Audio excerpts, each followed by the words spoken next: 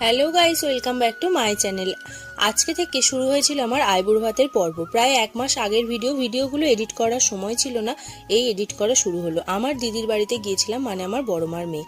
প্রথমে আমরা দুজনে, আমি আর মা পৌঁছে গিয়েছিলাম, গিয়ে টিফিন করে নিয়েছিলাম লুচি ঘুগনি। তারপরে শুরু হয়েছিল আশীর্বাদীর পর্ব। একে একে মেসোমশাই, মাসিমা, জামাইবাবু, দিদিরা সবাই মিলে আশীর্বাদী করে নিল, আর দিদির যাও করলো। সবাই মিলে আশীর্বাদী পর্বটা শেষ করে একটু করে পায়েস আর মিষ্টি খাওয়া ছিল। ওই খেতে খেতেই আমার অর্ধেক পেট ভর্তি হয়ে গেছিলো। তারপরে লাঞ্চের মেনুতে অনেক কিছু ছিল।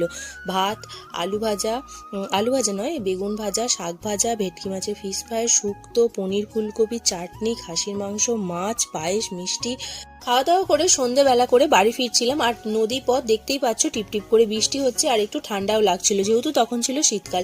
এখানেই আমার ভিডিওটা শেষ করছি। দেখা হবে আবারও কোনো আইবুড়ো ভাতের পর্ব নিয়ে, আর বিয়ের প্রতিটা ভিডিও শেয়ার করব। দেখতে হলে চ্যানেলটিকে সাবস্ক্রাইব করুন।